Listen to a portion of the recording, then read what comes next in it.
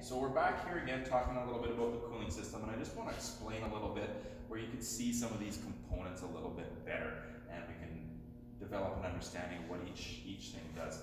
So I've drawn a little bit of a system here. So what I've drawn here, this is our block. We've got our pistons inside here, and we'll just start talking about what's happening.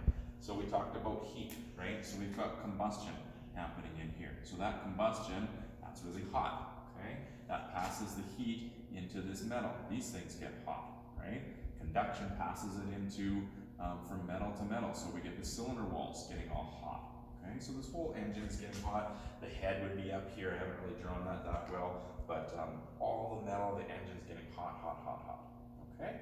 So now we need to take, and we'll use blue for our cold coolant, okay? And we're going to take cold coolant. Oh, we can't use blue because the marker's dead.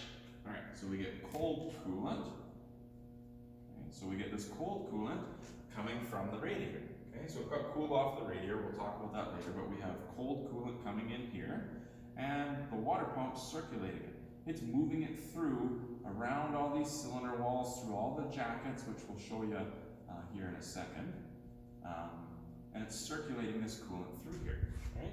Now, remember when we start up the engine that it is cold and we want to warm it up. So the thermostat, okay, that little valve that senses heat is closed. So this coolant just circulates through here. We're stirring the pot so that everything can warm up equally, and we're just letting that coolant come through. There'd be a little bypass hose here.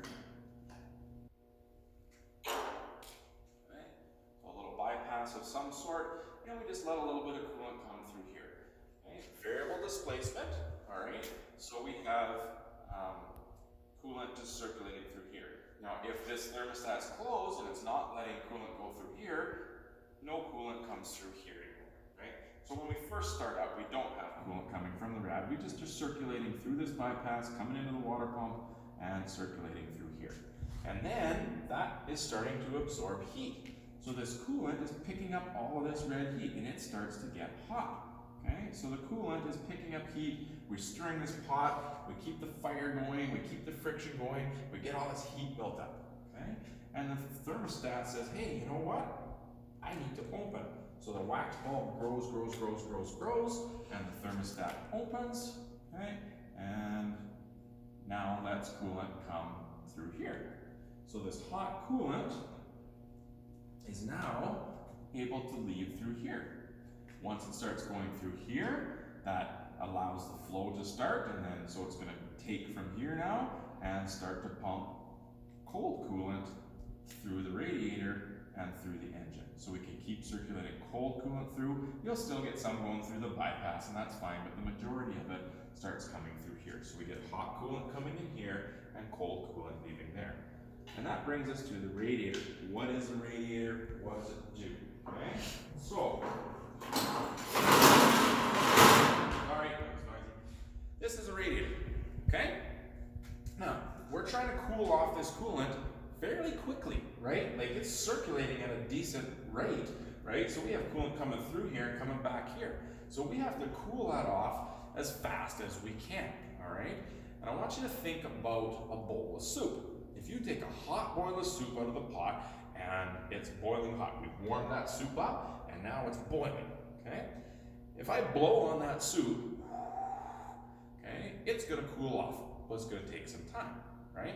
So if I just had a big tube, right, and I just ran this rad hose and I took that rad hose and just ran it out here in the front like this, just a big tube, and I blew on that with cold air from driving or from the fans, right, and I blow on that, it's going to cool it, but there's going to be a lot of hot stuff inside, just like in your bowl of soup. You blow on the top, there's still hot stuff inside. Now, if you take that bowl of soup and you throw it on a cookie sheet, okay, and then you blow on it, right, and you blow on it with a big fan, or you hold that cookie sheet out the window going 100 kilometers down the road, it's going to cool off really fast. Go and try that, make some soup, put it on a cookie sheet, drive down the road. That's your homework assignment. All right, so this is our cookie sheet. We're going to take that tube, that bowl of soup, and we're going to spread it out onto our cookie sheet. So the whole point is surface area.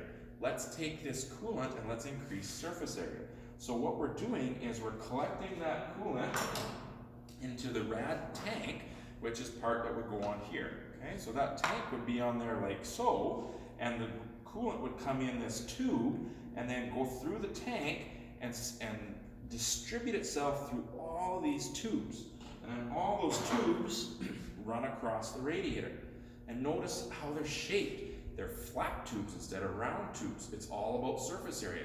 A flat tube, we squish this tube out, that has more surface area than a round tube. Okay, and the wind can hit more spots of it. And then we have all these fins. So what's happening here is conduction. The heat from the tube is getting passed into these fins, and then the air can hit all of that fin surface area instead of just the tube surface area. So you think about if you took all these fins out and all these tubes out, we've just taken this one tube of coolant and turned it into just this massive surface area in one spot. So we can blow cold air over this and cool it right now. Okay? But then we've got to collect it and bring it back. Okay, so there'll be another tank like this on the other side, and collect that coolant and bring back the cold coolant back into the water pump.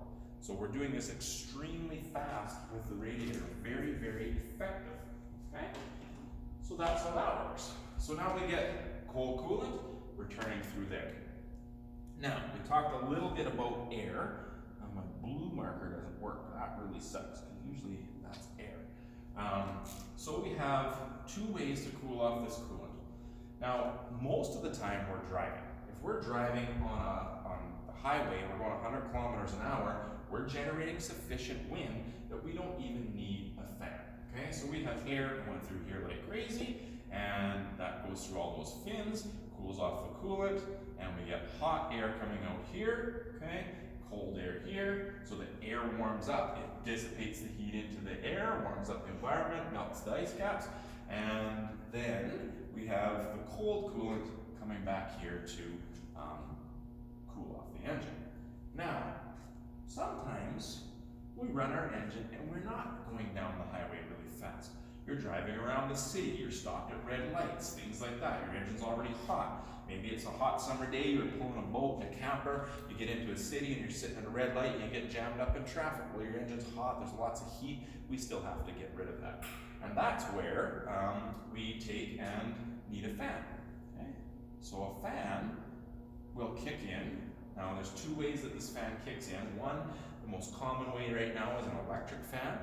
Most vehicles have an electric fan, and it'll just kick in when it needs to, based off of temperature usually. Okay, so if the temperature sensor senses that this is really, really hot, that tells it that, okay, I'm not getting enough cooling through here with airspeed, so I might as well turn the fan on and see if that helps. So kick the fan turns on, starts drawing air through here. Okay, and then another thing that we often need is an air shroud. So when you look at your fan, you can't really see it that easy, it's all covered in plastic. And what that does is it forces the fan to draw its air through the rack, because it would want to draw it through the path of least resistance, okay? So if this wasn't here, it would draw its air like this, okay, rather than through all these fins, which is hard to get air through, okay? So we have the fan shroud to direct air through there. Now another way that a fan can be turned on and off, and there is still some out there, is through a thermostatic fan clutch, okay? And what this does is this would sit in here like this, and the fan blades would be bolted to here, so it's missing the big fan blades, okay? And this would bolt to the pulley that's turned by a belt. And this fan clutch sits in here like this. And how it works is when it's cold, it slips, okay? So the fan still turns, if you can imagine the fan blades attached to here. The fan still turns, right? But the pulley side is turning faster and it's slipping as this is turning slow, okay? Until this gets hot. When this gets really, really hot, it heats up this fan clutch. The whole thing seizes together and starts to move at that fast speed of what the inner pulley is doing, okay? So it just slips when it doesn't need the fan. Now, why does it do that? Because a belt-driven fan takes a lot of horsepower, okay? It robs horsepower from the engine. That crankshaft is turning the belt's turning the fan blade, those big fan blades are trying to move air, so we need to save that if we don't need it. So if I'm going on the highway and I've got cold air, then what's the point of running that fan and wasting 5-10 horsepower? An electric fan is great because it doesn't rob horsepower, okay? So there's a little bit of extra electrical load, and then that would fulfill the alternator, making it harder to turn. So there's a little bit of horsepower loss, but a lot more gain. So it's not perpetual. We don't have just this endless energy. We still create that with the alternator, but it's a lot better than driving a fan. Okay? You'll see a lot of race cars do that, electric fan kits and things in some of these older engines. All right, so then we'll talk about the rad cap again. So the rad cap's there, that's our pressure relief valve. So I've drawn a little bit different system here than the engine we've previously looked at. This cap here is a non-pressurized overflow tank. So when this cap pressure builds up, whoop, pops the cap up, and we let coolant come into an overflow tank. Okay? Because the coolant expands, it was full before, so eventually this coolant's going to expand, has to have somewhere to go. So if this is right full, it expands, builds up its pressure, gets up too much pressure, so we'll dump a little bit in here. Okay? And it still maintains that 15 pounds of pressure, but it lets the extra coolant go in here. Okay? Then we shut the vehicle off, cools down, and everything contracts. We want to bring this back in. Okay? And so there's a second valve right here that works in the opposite direction. So if there's pressure, it pushes that valve closed. If it's suction, it pulls it down like this and draws coolant in this way. Okay? So you can often tell if that's functioning if your cold engine, if you see collapsed rad hoses. So once this thing cools off, if all these hoses start collapsing and sucking down, that means it's not bringing coolant back in. Okay? So that's how that overflow system works. This one doesn't really have an overflow. This is a pressurized overflow tank, and it's just part of the pressurized system, and it's only full about halfway. There'll be a level on the side. So it has space for it to expand like this and contract, and expand and contract, right? So you don't want to take and fill this right up to the top, or you don't have expansion room. Now it'll take care of itself, it'll dump it out and put it on the ground, but coolant is poisonous to water systems and things like that, and we want to be careful with it, so we don't want to do that. Okay. So that's the overflow system. Now, we'll talk a little bit about the water pumps. You can see what happens inside. So this is this impeller that I'm talking about. You can see that there's no like positive seal. It's not like a piston pump that's sealed that's going to press, right? So if I just put this in if you imagine I just put this in a pail of water and spun this, right? Okay. If I contain that and I don't have any spot for it to go, it's just going to kind of stir it up a little there, but it's not going to create flow and break apart the container, right? But if I allow it to move and I put a hose there and I spin this really fast, it's going to take and push water through there. Okay, it looks a lot like those old river boats with the paddle wheel, right? You know, and if you stop the boat, they're just going to sit there and churn water. But then if you allow the boat to move, then they're actually going to start pushing water more and move you. Okay, so variable displacement pump. Okay, so that gets spun by a pulley that would be on there. That would get turned by the belt, and this would spin and circulate. So that would be right here, getting spun by the belt and throwing coolant. Coolant will come in. Oh, we're missing part of this water pump. It's a two-piece thing, but coolant would come in and then get thrown through here, and then gather and come back in and feed in through here, and just continue to circulate. Okay. There's that little weep hole that I was talking about. Okay. So this one here is, you can see that crud that I was talking about that builds up. Okay, so that's kind of some of the stuff that you're looking for, and that would be the drain, the weep hole. So this one, the seal was gone, it was weeping out, and you can actually feel the bearings did get a little bit damaged, and not all the water was draining, it was getting in here, so the whole thing just kind of was time to be changed. Alright, one other thing to talk about here is our heater core. So the heater core is like a little mini radiator, okay? This is what heats our cab. So we take and put that back in here, and the firewall would be like this, right? Remember I said there's usually two hoses that kind of go into the firewall? Well, that's where they're going, okay? So what's happening is hot coolant leaves here. Now it always circulates through the heater core on most systems. Some will have a valve that shuts it off, but we have hot coolant circulating through here, through the heater core, and then coming back, and then it'll return, it'll go back and dump back in here somewhere around the bypass, okay? So it's like two radiator systems, all right? In this radiator system, we're bringing that hot coolant here to cool it off to bring cold coolant back to the engine. Well, this does the same thing. We bring hot coolant, same water pumps, pumping hot coolant through here and bringing cold stuff back here. So this helps cool our engine, but we don't really think about it like that. We think about it as warming up the cab. So if we blow air across here, right, just like we did here, this air got hot, but now we're going to use that hot air in the cab to warm ourselves up and keep windows clean and things like that, okay? And where does that airflow come from? Well, that's your blower fan. So when you turn your fan on to high, you get a blower fan, and this would all be contained in like plastic, ports and things like that, right? So this blower fan, this little squirrel cage fan, will sit and go like this, okay, and blow the air across here for us. And we control that speed, right? So we want more or less air. So that's how that works. Now, it's kind of important because that could be another source of a leak. So if you're getting sort of the smell of coolant and stuff, or moisture coming up from your defrost vents and starting to condense on your window, that's a good sign that your heater core is leaking. If there's coolant puddling on the floor inside your vehicle, that's also a good sign that your heater core is leaking. Yeah, and then these hoses and those connections, those kinds of things, are all places that can have leaks.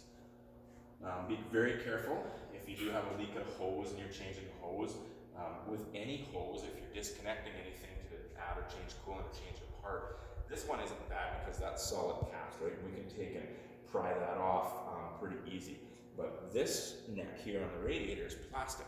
So if you take and pry like this to get this off, right, you can break that neck, okay? Same as this here. Those ones were copper, but a lot of them are plastic now. And if you start doing this to pull that hose off, you'll break that like right away, okay? So you really have to get good at sort of twisting like this and pulling.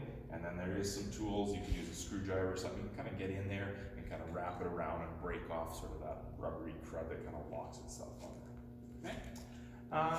All right, so that's pretty much the basic system. We can talk a little bit about the block heater. So what a block heater is, it just looks like this. This is nothing more than like that little element inside your electric kettle, and it just goes up inside here, and goes in the side of the block, and you plug it into the wall, and your electricity from your house flows through here, or current flows through here, and warms this up, and it just warms up the coolant. Okay, so when we go and start our engine, it's nice, it's already warm. Okay, there are such things as circulating block heaters, and a circulating block heater you can install. You put it in here, cut a rad hose. It's an external thing you buy, and so yeah, you put it in, and it's a heater with a little pump, and so it pumps and circulates coolant. So it'll circulate it through the bypass and keep circulating it, warms it up, and a lot of times it'll actually get it so warm it'll open up this and circulate this. So you go in and start that vehicle, and the whole cooling system is just nice and warm. Okay. My brother-in-law has a Bobcat that sits outside, and it's a diesel, and we never want to start and need to be fighting with it all the time. We put in a circulating block heater, and it just, it's super warm, and it just fires right up, okay? So they're a really handy thing too. Talk one more little thing here about a winter front. So a winter front is something we put on in the winter, okay, to block that air. Now a lot of people think that it makes your vehicle run warmer, and that's not really true, because we still get enough cooling coming through here, okay, and that thermostat's still going to open and allow that coolant to come through here. Now I should say, in a -40 day in the middle of winter, it doesn't make your vehicle run warmer because it's just cold enough out here to cool it. But it will cause overheating in like the spring and the summer if it's left on, because now we need that airflow. We just don't need it when it's -30. So it doesn't really make it run warmer for us in the winter, but what it does is it takes away the erratic operation, okay? So let's think about what the thermostat does. So the thermostat is sitting in here like this, okay? And we start up our engine, and we circulate coolant through here, we warm it up, okay? It starts to get warm, we go start driving down the highway. It's -40 outside, we'll say. Okay? So this is getting nice and warm, and the thermostat's getting ready to open. Well, what's happening out here, if we don't have a winter front on, is cold air is blowing across this rad. So this coolant here is at like minus 40, all right? And then thermostat opens up. All this super hot coolant comes out here, goes into the rad, and what comes in here? Minus 40 coolant, extremely cold coolant. So thermostat closes, and we get cold coolant in here. And that starts warming up, warming up, warming up, warming up, okay? Meanwhile, what's happening out here? Cold, cold, cold, cold, cold. So it brings another slug, once this opens up, brings another slug of cold coolant in, and this happens over and over and over again, okay? I had a customer one time come in complaining about this. He said he's driving and now the heat gauge goes up, goes up, goes up, goes up, get all this warmth in the cabin, so it gets freezing cold. You can see the heat gauge drop and it's cold. Then it warms up, warms up, warms up, and then I lost all my heat again. So his concern was, what's going on with my heater? That had nothing to do with his heater. It had to do with these cold slugs of coolant coming in. So then he gets cold slugs of coolant coming through the heater core, right? The temperature gauge drops down because it's sensing this cold coolant, and he's just going up and down, up and down. But if we can block off this airflow and not cool this off as much, right? And don't have that overcooling, we can bring in cool coolant instead of minus 40 coolant and keep this thing open so it'll warm up enough that that stays open and we can just get the whole thing circulating.